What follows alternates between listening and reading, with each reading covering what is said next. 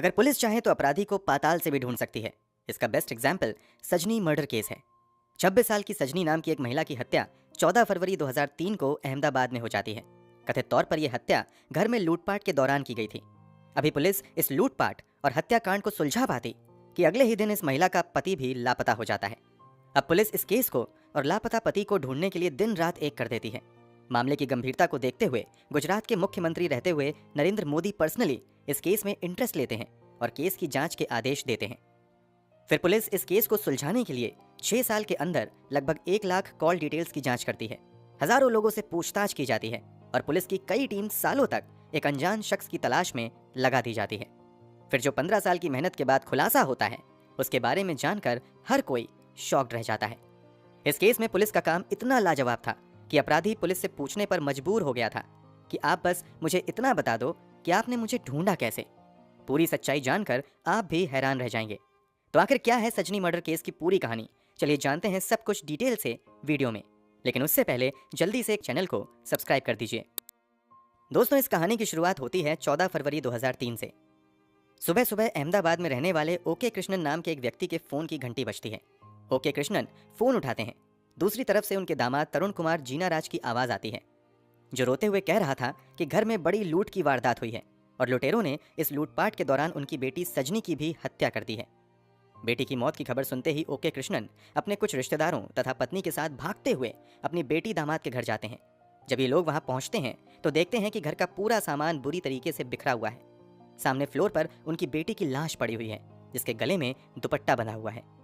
उसके बगल में ही उनका दामाद तरुण बैठे दहाड़े मारकर रो रहा है। स्थिति को देखते हुए तुरंत सजनी को पास के अस्पताल में लोग ले जाते हैं, मगर अस्पताल में उसे मृत घोषित कर दिया जाता है। अब तक इस मामले की जानकारी अहमदाबाद पुलिस को भी हो जाती है। पुलिस वाले भी भागते हुए क्राइम सीन पर आते हैं और मामले की जांच शुरू कर देते हैं। पहली नजर में ही ये लूटपाट के दौरान की गई हत्या का मामला लग रहा था। इसके बावजूद पुलिस वाले एक एक चीज की बारीकी से जांच करते हैं और घटनाक्रमों को समझने के लिए मृत महिला सजनी के पति तरुण से पूछताछ करती है। इस पूछताछ के दौरान भी तरुण दहाड़े मार मार कर रोता चिल्लाता रहता है। इस कारण पुलिस ज्यादा दबाव देकर उससे कुछ पूछताछ नहीं करती है, बल्कि शव को पोस्टमार्टम के लिए भेज दिया जाता है और आगे की कार्यवाही शुरू कर दी जाती है। तरुण जरूर दहाड़े मारकर रो रहा था, मगर क्राइम सीन पर पुलिस के साथ मौजूद खोजी कुत्ता लगातार तरुण पर ही भौंक रहा था। खोजी कुत्ते की इस हरकत से लोगों के जहन में सवाल आने लगता है कि इस लूटपाट और हत्या में कहीं तरुण का ही तो हाथ नहीं है। हालांकि तरुण की स्थिति को देखते हुए लोग तुरंत ही इस संभावना से इनकार कर देते हैं। कमाल की बात तो ये होती है कि जब तरुण को अंतिम बार हॉस्पिटल में सजनी को देखने के लिए लाया जाता है, तब भी खोजी कुत्ता उसी पर भौंकना शुरू कर देता है। यहाँ भी कुत्ते की हरकत को नजरअंदाज कर दिया जाता है और मामले की जांच बढ़ती रहती है। पत्नी की मृत्यु की वजह से तरुण की हालत ज्यादा खराब थी, इसलिए पुलिस उससे बहुत ज्यादा पूछताछ नहीं करती है। उसे भी अस्पताल में भर्ती करवाया जाता है। मगर ये क्या, घटना के अगले ही दिन यानी 15 फरवरी 2003 को अचानक से तरुण लापता हो जाता है। पुलिस हर संभव तरुण का पता लगाने की कोशिश करती है, मगर तरुण का कहीं भी अता पता नहीं चलता है। अब लोगों को खोजी कुत्ते के भौंकने का मतलब समझ में आने लगता है। लोग समझ जाते हैं कि सजनी की हत्या में जरूर तरुण का कोई हाथ था। अब पुलिस की कई टीम तरुण को खोजने में लगा दी जाती है, मगर तरुण का कोई अता पता नहीं चलता है। इसके बाद सजनी के माता पिता अपने दामाद तरुण पर ही अपनी बेटी सजनी की हत्या का मामला दर्ज करवा देते हैं। एफआईआर दर्ज होने के बावजूद पुलिस तरुण को खोजने में नाकाम रहती है। 2004 में सजनी के ससुराल पक्ष के कुछ लोगों का लाई डिटेक्टर टेस्ट भी किया जाता है, मगर पुलिस को बहुत ज्यादा कामयाबी नहीं मिलती है। सजनी की हत्या 2003 में हुई थी और अब आ चुका था साल 2006। जब पुलिस वाले सजनी के कातिलों को ढूंढने में नाकाम रहते हैं, तो अब सजनी के पिता इंसाफ मांगने गुजरात के तत्कालीन मुख्यमंत्री नरेंद्र मोदी के पास जाते हैं। पहले कई कोशिशों में तो ये नरेंद्र मोदी से मिलने में नाकाम रहते हैं, मगर किस्मत से इन्हें नरेंद्र मोदी से मिलने का मौका मिल जाता है। पूरी कहानी सुनने के बाद नरेंद्र मोदी गुजरात के आला पुलिस अधिकारियों को बुलाते हैं और सजनी मर्डर केस की फाइल खोलकर फिर से जांच करने का आदेश देते हैं। इसी के बाद 2006 में एक बार फिर से इस केस की फाइल दोबारा खोली जाती है और फिर से जांच शुरू होती है। जांच की जिम्मेदारी तत्कालीन ज्वाइंट कमिश्नर AK शर्मा को दी जाती है। शुरुआती कुछ साल तक पुलिस को कोई कामयाबी नहीं मिलती है। बस साल बदलते रहते हैं, यहाँ तक कि जांच अधिकारी भी बदल जाते हैं, मगर ना तो सजनी के कातिलों का और ना ही सजनी के पति तरुण का कहीं अता पता चलता है। 6 साल और बीत जाते हैं।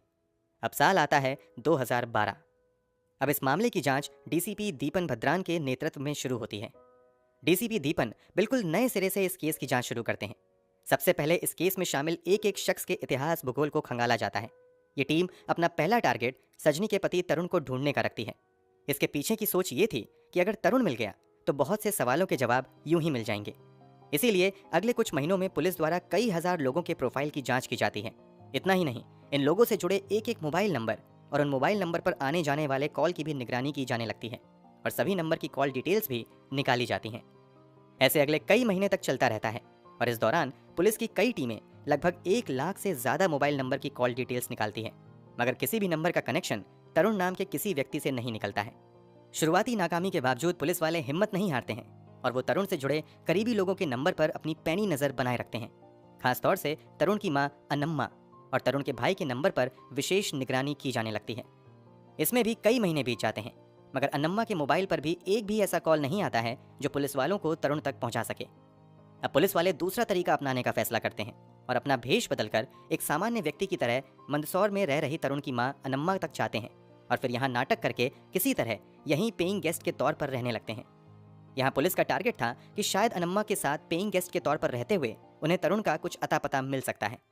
पुलिस को यहाँ तो बहुत ज्यादा कामयाबी नहीं मिलती है, मगर अनम्मा के कुछ पड़ोसी जरूर पुलिस को कुछ इंपॉर्टेंट इन्फॉर्मेशन देते हैं। दरअसल यहाँ गेस्ट के तौर पर रहते हुए जब पुलिस वाले पड़ोसियों के साथ भी अपना व्यवहार मधुर कर लेते हैं तो कुछ पड़ोसी पूछे जाने पर बताते हैं कि इस बूढ़ी अम्मा के 2 बेटे हैं, जिसमें से एक तो अहमदाबाद में रहता है जबकि दूसरा बेटा कहीं साउथ इंडिया में रहता है। पुलिस के लिए ये छोटी मगर काफी महत्वपूर्ण जानकारी थी। इसके बाद अब पुलिस वाले अपनी पूरी निगरानी अनम्मा पर ही बनाए रखते हैं।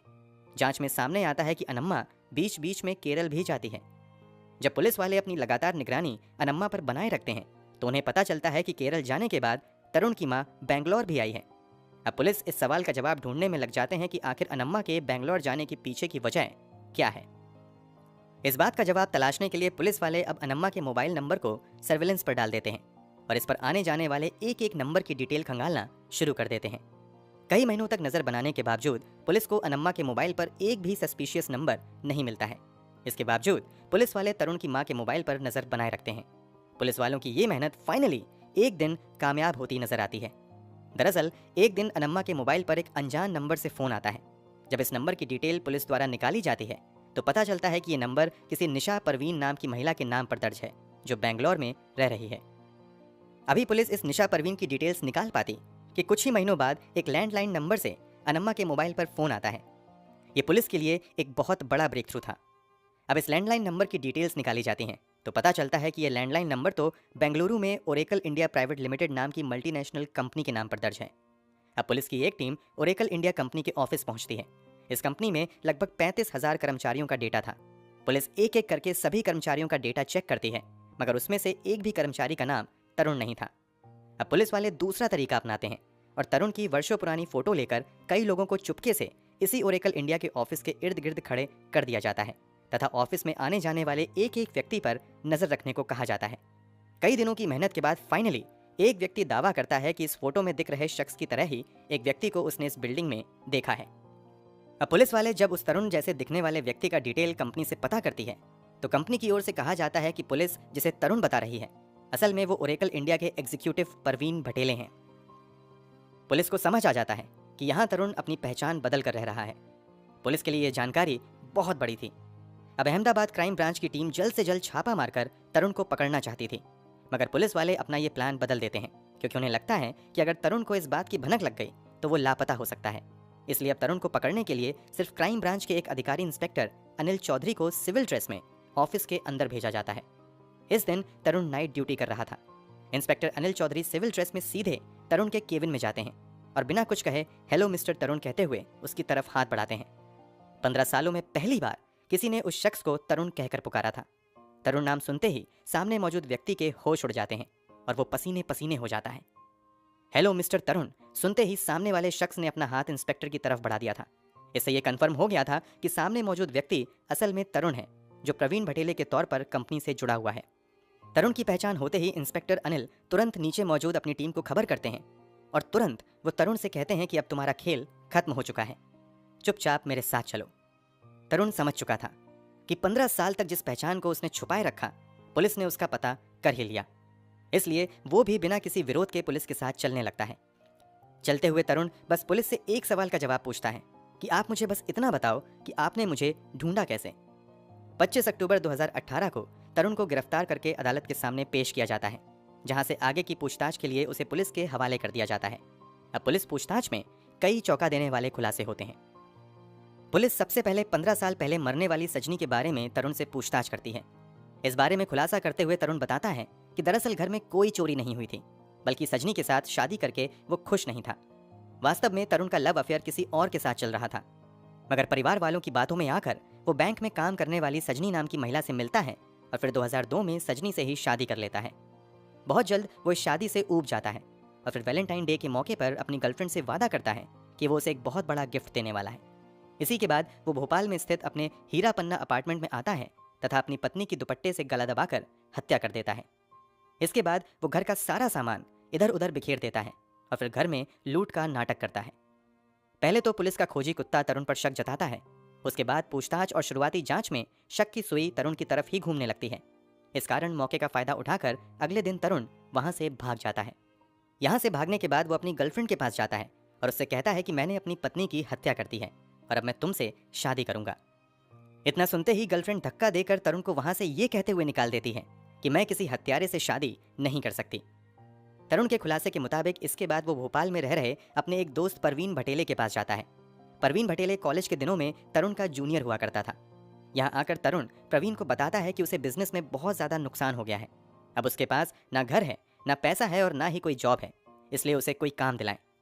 तरुण की हालत देखते हुए प्रवीण उसे अपनी ही एक कोचिंग संस्थान में बतौर इंग्लिश टीचर रख लेता है। यहीं काम करते हुए तरुण के दिमाग में शैतानी आइडिया आता है और वो धीरे धीरे प्रवीण से काफी नजदीकी बनाता है और फिर उसका पर्सनल कंप्यूटर भी यूज करना शुरू कर देता है। इस दौरान वो चुपके से प्रवीण के सभी डॉक्यूमेंट्स और कॉलेज का सर्टिफिकेट स्कैन कर लेता है। तरुण उन डॉक्यूमेंट में प्रवीण की जगह अपनी फोटो लगाकर खुद ही प्रवीण भटेले के तौर पर जीने लगता है। इन्हीं फर्जी कागजों का इस्तेमाल करते हुए तरुण प्रवीण भटेले के नाम पर वो पासपोर्ट समेत दूसरे सरकारी डॉक्यूमेंट्स भी बनवा लेता है। कुछ समय तक वो इधर उधर समय बिताता है और फिर 2012 में बेंगलुरु चला जाता है, जहां वो प्रवीण के डॉक्यूमेंट के दम पर ओरेकल इंडिया प्राइवेट लिमिटेड में एक अच्छी नौकरी हासिल कर लेता है। इस नौकरी के बदले कंपनी से उसे 22 लाख रुपए का सालाना पैकेज भी मिलता है। वो कंपनी की ओर से 3 बार अमेरिका के दौरे पर भी जाता है। कमाल की बात तो ये थी कि वो ये दौरा और जॉब सब कुछ फर्जी दस्तावेज के दम पर कर रहा था, मगर कभी भी पकड़ा नहीं गया। 2012 में ही प्रवीण की मुलाकात निशा नाम की एक लड़की से होती है। कुछ ही दिनों की मुलाकात के बाद प्रवीण निशा को बताता है कि एक एक्सीडेंट में उसके माता पिता की मौत हो गई थी। तरुण की बनी बनाई कहानी सुनकर निशा तरुण के प्यार में पड़ जाती है और फिर दोनों शादी कर लेते हैं और बेंगलोर में ही एक लग्जरी अपार्टमेंट में रहने लगते हैं। शादी के बाद जब कभी तरुण के माता पिता बेंगलोर आते थे तो तरुण निशा से कहता था कि ये उनके चाचा और चाची हैं। समय के साथ तरुण और निशा 2 बच्चों के माता पिता भी बनते हैं। इन सभी खुलासे के बाद तरुण को गिरफ्तार करके जेल भेज दिया जाता है। फिलहाल वो जेल में ही है। इस मामले में तरुण की पत्नी निशा से भी पूछताछ की जाती है तो निशा बताती हैं कि वो तो इस शख्स को केवल प्रवीण भटेले के तौर पर जानती हैं। फिलहाल केस की बात करें तो कभी लाखों की नौकरी करने वाला तरुण जेल की हवा खा रहा है। अपनी गिरफ्तारी के बाद से ही लगातार वो अलग अलग ग्राउंड पर बेल की अपील करता रहता है, मगर उसे किसी भी अदालत द्वारा बेल नहीं दी गई है और फिलहाल वो जेल में ही है। जब अहमदाबाद पुलिस ने इस केस को सॉल्व किया था तो देश में जमकर अहमदाबाद पुलिस की प्रशंसा हुई थी। दोस्तों, पुलिस इन्वेस्टिगेशन के बारे में आप क्या कहना चाहेंगे? कमेंट बॉक्स में जरूर बताएं। अगर हमारी मेहनत पसंद आई हो तो इस वीडियो को लाइक करते हुए शेयर जरूर करें। अगर आपने अब तक चैनल को सब्सक्राइब नहीं किया है तो जल्दी से चैनल को भी जरूर सब्सक्राइब करें। क्राइम की दुनिया से जुड़ी ऐसी ही दिल दहला देने वाली कहानियों के लिए हमारे साथ लगातार जुड़े रहें। धन्यवाद।